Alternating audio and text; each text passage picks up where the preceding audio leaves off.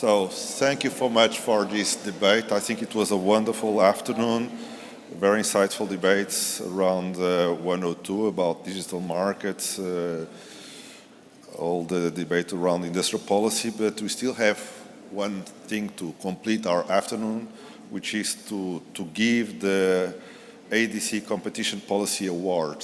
And for that, ladies and gentlemen, a few words, just to say that one of the central roles of any competition authority is to build a competition culture while crafting a solid relationship with all the relevant stakeholders. And this inspires our action and makes us move forward. That is precisely what today's gathering represents. So at the AdC, we strive to promote a culture of competition in many different ways. And one of such initiatives is the AdC Competition Policy Award. We do believe that academic research, thinking, and debate can play a key role in promoting awareness of competition matters. So, and in fact, the continuous development and sharing of new ideas, which lies at the heart of the academic work, is essential to find innovative solutions to the challenges we face. The field of competition law and economics in particular has greatly benefited from the insightful contributions of the academic community. That is why the AdC firmly believes that fostering knowledge on competition means actively engaging with academic research. And therefore, the AdC Competition Policy Award aims to recognize academic contributions and celebrate ideas that move our field ahead. This award aims to encourage scientific research in the field of competition policy and competition law, and distinguishes works both on competition economics and competition law in alternative years. In this year of 2025, the award was focused on academic papers in the context of competition law. And in the previous year of 2024, the award was attributed to a paper in competition economics. To help us through the difficult task of selecting the award papers each year, we are honored to be joined by the remarkable members of the selection committee, for whom we are deeply grateful for their outstanding work and for generous contributions. So today, I'm honored to be joined by some of the members of the selection committee. We will have Professor Luis Cabral to announce the winners of the 2024 AdC Competition Policy Award on Economics, and Professors Frédéric Génie, Richard Wish, and Pinar Ackman to announce the winners of the 2025 Competition Policy Award on Law. So please join me here on the floor to make the announcement, maybe starting with Professor Luis Cabral on the Competition Economics Award, and then moving to the competition law. Thank you. Thank you. I do have a script in here. Make sure that I don't forget names. So the 2024 AdC Competition Policy Award on Competition Economics was attributed to the paper Optimal Merger Remedies by Volker Noke and Andrew Rhodes. And the jury members consider that the work contributes to a better understanding of optimal commitments in merger control proceedings, particularly when involving different relevant markets and competition authorities. And if you allow me to get just a little bit off script in here, one of the reasons why I really like both this paper and a lot of the work that Volker Noke present here and several of his co-authors have done in the past, I was going to say a few years, but probably already a few decades, is precisely the idea of building models of merger analysis that have a very robust set of assumptions. Why is that important? Because all too often, and lawyers in the room probably are going to be nodding here, all too often economists come up with models that are sort of too simplistic toy models with unbelievable assumptions.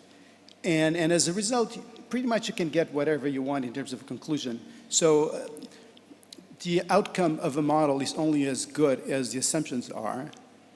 And the idea of building economic analysis, in particular of mergers, that is based on very general assumptions regarding parameter values, functional forms, and so forth, is particularly important in the process of increasing the credibility of economic analysis in merger review.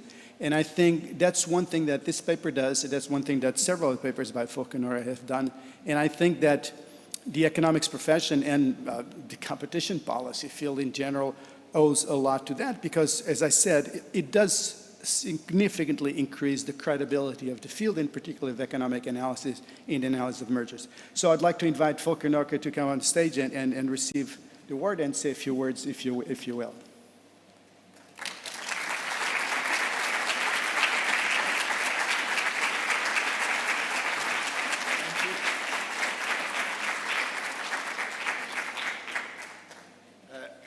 Well, thank you very much. I'm very much honored. I should say, you know, it's joint work with Andrew Rhodes from the Toulouse School of Economics, so he gets at least equal credit. I wasn't really expecting to give a speech here, and I guess I shouldn't, but let me just give you, you know, perhaps say 2 or 3 words about what are the kind of questions we are trying to address. We are trying to address things, for instance, questions such as, you know, to what extent do merger remedies, to what extent can they serve as substitutes for merger-specific efficiencies? To what extent do industry characteristics determine whether or not merger remedies are required? And if they're required, to whom should assets be divested? You know, should they be divested, for instance, to firms that are already in the market, to a firm that's not yet in the market? It also looks at the case where, you know, the very frequent case where mergers affect not just a single market, but multiple markets. And then, you know, if that's the case, you might, you know, antitrust authority might take a view of, you know, analyzing this market by market and blocking a merger if and only if it harms consumers in a single market, at least a single market. But sometimes also authorities are willing to balance gains and losses across markets, and then you might ask questions such as, in such a case, should these remedies, these asset divestitures, be concentrated on a few markets, or should they, the merger partners be required to divest some assets in each and every market? And, you know, questions like that. Anyway, read the paper. Thank you very much.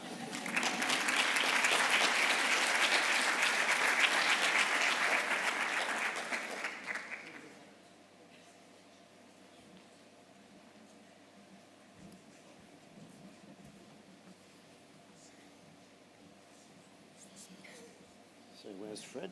Okay. So I have a card with the answer. And for a moment I can pretend I'm at the Academy Awards and the temptation to say the winner is La La Land is very, very strong. But I will resist. Instead I will say, bearing in mind the number and quality of the submissions, the selection committee decided to attribute the 2025 AdC Competition Policy Award on Competition Law to 2 papers. The Third Wave of Globalization in Competition Policy, Uncertainty, Fragmentation and Institutional Experimentation by Arthur Sadami and Caio Neto, and How Android Auto Reshapes the Law of Refusal to Deal and What It Means in Practice by Pablo Ibanez Colomo. Congratulations to all of the winners.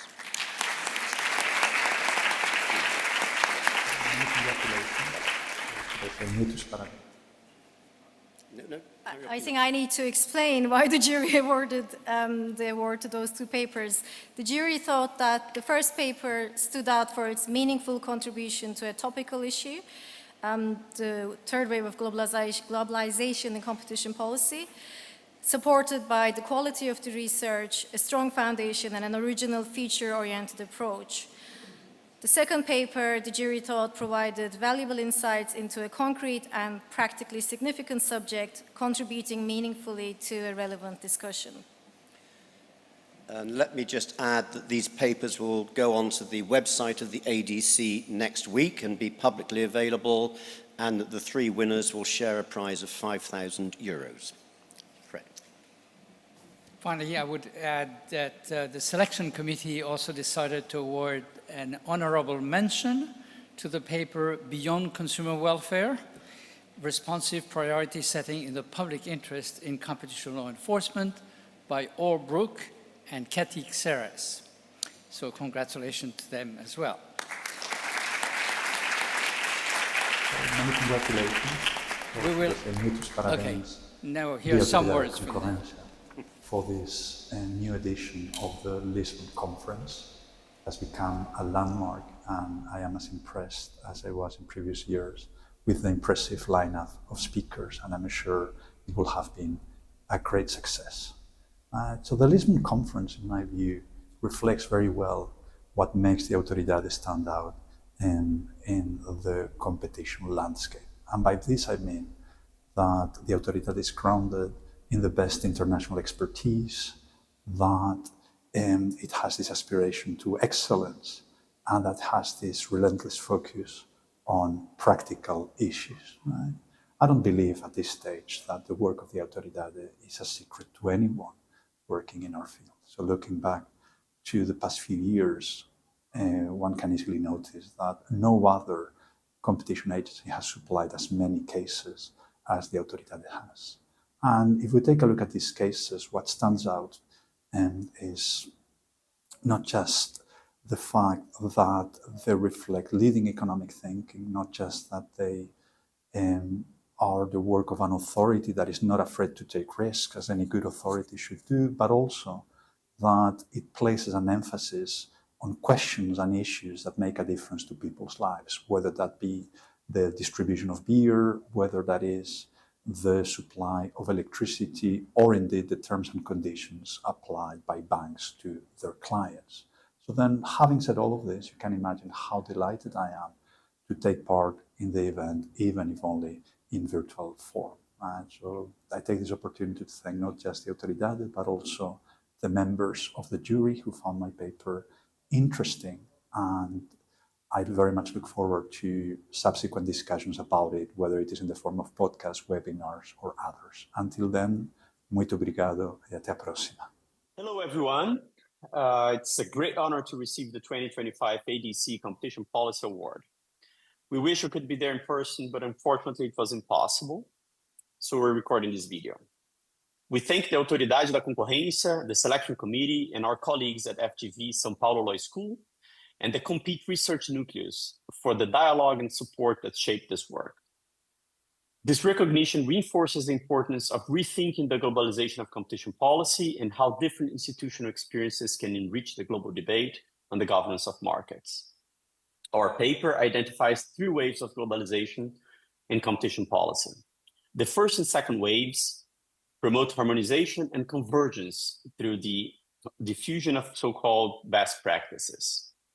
And the third wave, our main focus in this paper, is currently marked by uncertainty, much more fragmentation of different approaches, and experimentation with new theories of harm, with new remedies, and with new tools, such as ex-ante regulation in competition. This third phase does not represent the end of globalization, but rather a reconfiguration of the process. Instead of convergence and uniformity, we now see pluralism and adaptive governance.